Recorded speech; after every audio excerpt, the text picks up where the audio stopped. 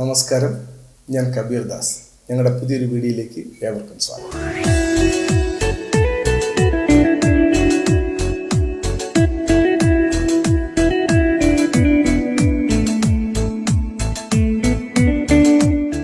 ഇന്ന് എല്ലാ മാധ്യമങ്ങളിലും നിറഞ്ഞു നിൽക്കുന്ന ഒരു വാർത്ത ഹേമ കമ്മീഷൻ റിപ്പോർട്ടാണ്. ഈ റിപ്പോർട്ടിനെ സാധാരണക്കാർ എങ്ങനെ വിലയിരുത്തുന്നു എന്നതിനെക്കുറിച്ചൊരു അവലോകനമാണ് ഉദ്ദേശിക്കുന്നത്. ഈ റിപ്പോർട്ട് വന്നതിന് ശേഷം വരുന്ന ഓരോ ആരോപണങ്ങളും ആ ആരോപണ വിധേയരായവരുടെ അവരുടെ വീട്ടിലൊരു ഭാര്യയും മക്കളും അച്ഛനമ്മമാരും അടങ്ങുന്ന ഒരു കുടുംബമുണ്ട് എന്നും അവരുടെക്ക് ഈ ആരോപണങ്ങൾ അവർക്ക് എത്രത്തോളം മനോവ്യഥ ഉണ്ടാക്കും എന്നും ഈ ആരോപണ വിധേയർ ചിന്തിക്കേണ്ടതില്ലേ? ഈ റിപ്പോർട്ടിന് മുമ്പ് എന്തുകൊണ്ട് ഇതിൻ്റെ അതിജീവിതകൾ പരാതിപ്പെട്ടില്ല എന്നൊരു സംശയവും സാധാരണക്കാരുണ്ടായില്ലേ? ഒരു നടി ഈയിടെ പ്രതികരിക്കുകയുണ്ടായി. പല പ്രമുഖരും അവരുടെ ഇംഗിതത്തിന് വഴങ്ങാത്തവരുടെ സാധ്യതകൾ മങ്ങുന്ന രീതിയിൽ അല്ലെങ്കിൽ സാധ്യതകളെ മുടക്കാറുണ്ട് എന്ന് പറഞ്ഞു. അപ്പോൾ അതിൻ്റെ മറ്റൊരു വശം കൂടിയില്ലേ? അപ്പോൾ എല്ലാ പ്രമുഖരുടെയും സിനിമകളിൽ അഭിനയിക്കുകയും എല്ലാ മേഖലകളിലും വർക്ക് ചെയ്യുകയും ചെയ്ത് ഇന്ന് നല്ല നിലയിൽ ജീവിക്കുന്നവരെല്ലാം അങ്ങനെ വഴങ്ങിയവരായിരുന്നു എന്ന് പറയാതെ പറഞ്ഞതുപോലെ ആയില്ലേ? ഈ ആരോപണം കൊണ്ട് നിങ്ങൾക്ക് അന്നുണ്ടായ വൈരാഗ്യം തീർക്കലല്ലാതെ എന്തെങ്കിലും ഗുണമുണ്ടാകും എന്ന് നിങ്ങൾ ആരെങ്കിലും ചിന്തിക്കുന്നുണ്ടോ? പിന്നെ പറയുമ്പോൾ എല്ലാം പറയണമല്ലോ. നിങ്ങളുടെ ഭാഗത്ത് നിന്നും ഒരു ചെറിയ പോസിറ്റീവ് സൈൻ ഉണ്ടാകാതെ ഇന്നുവരെ ആരുടെയും വാതിലുകൾ മുട്ടിയതായി നമ്മൾ ആരും വിശ്വസിക്കുന്നില്ല. അത് നിങ്ങൾക്കും അറിയാം, ഇവിടുത്തെ പൊതുജനങ്ങൾക്കും അറിയാം.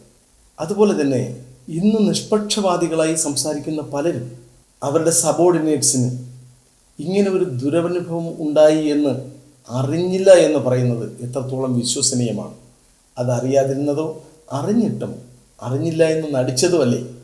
അങ്ങനെ ഒരു സ്വയം വിലയിരുത്തൽ നിങ്ങൾ നടത്തേണ്ടതായിട്ടുണ്ട്.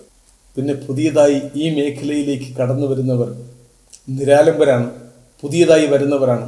അവർക്ക് ഇതിനെക്കുറിച്ച് കൂടുതലൊന്നും അറിയില്ല. അതുകൊണ്ട് അവർ എങ്ങനെ വേണമെങ്കിലും അവരെ നിങ്ങൾക്ക് ചൂഷണം ചെയ്യാം, അവരെവിടെ പോയി പരാതി പറയാം. ഇത്തരം ധിക്കാരപരമായ ചിന്താഗതികളാണ് നിങ്ങളെല്ലാം അതിലേക്ക് നയിച്ചത്.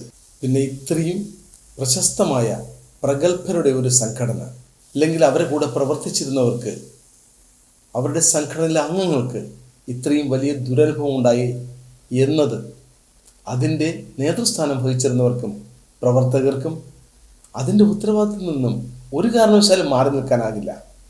നിങ്ങൾ ആ പേരിനെങ്കിലും വില കൽപ്പിക്കേണ്ടതായിരുന്നു. എന്ത് പ്രശസ്തമായ ഒരു പേരാണ് അമ്മ. ആ പേരിൻ്റെയെങ്കിലും വില നിങ്ങൾ കൽപ്പിക്കേണ്ടതായിരുന്നു. ഇത് മറ്റ് സംഘടനകളിലും പാഠമാക്കണം. ഒരു സംഘടന മാസം തോറുമോ 2 മാസം കൂടുമ്പോഴോ ഒരു മീറ്റിങ്ങുകൾ വിളിച്ചു കൂട്ടി അതിൽ നല്ല ഡിന്നറും ഡ്രിങ്ക്സും ഒക്കെ കഴിക്കുന്നതിലല്ല ആ സംഘടനയിലെ ഓരോ പ്രവർത്തകർക്കും അതുമായി ബന്ധപ്പെട്ടവർക്ക് ഉണ്ടാകുന്ന അനീതിക്കും ചൂഷണങ്ങൾക്കും എതിരെ പ്രവർത്തിക്കാനും അവർക്ക് സഹായമാകാനും നിലകൊള്ളുന്നതായിരിക്കണം. സംഘടന ഓരോ അംഗങ്ങൾക്കും തുല്യ നീതി ഉറപ്പാക്കുന്നതാകണം.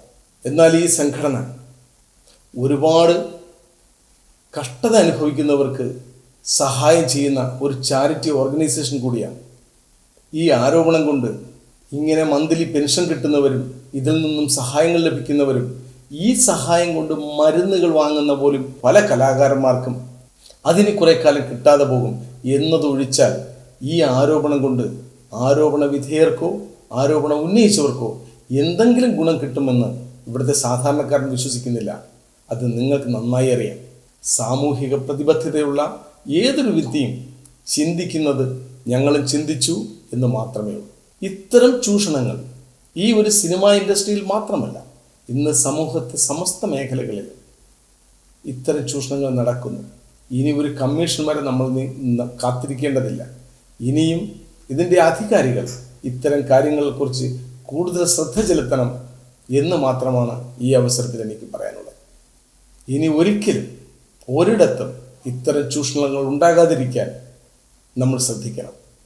അതുപോലെ തന്നെ പ്രതികരിക്കേണ്ട സമയത്ത് നിങ്ങൾക്ക് എല്ലാവർക്കും പ്രതികരിക്കാൻ കഴിയട്ടെ എന്ന് ആശംസിച്ചുകൊണ്ട് നിർത്തുന്നു. ഇതുപോലുള്ള വീഡിയോകൾക്ക് നമ്മുടെ ചാനൽ സബ്സ്ക്രൈബ് ചെയ്യാനും ഷെയർ ചെയ്യാനും മറക്കരുത്.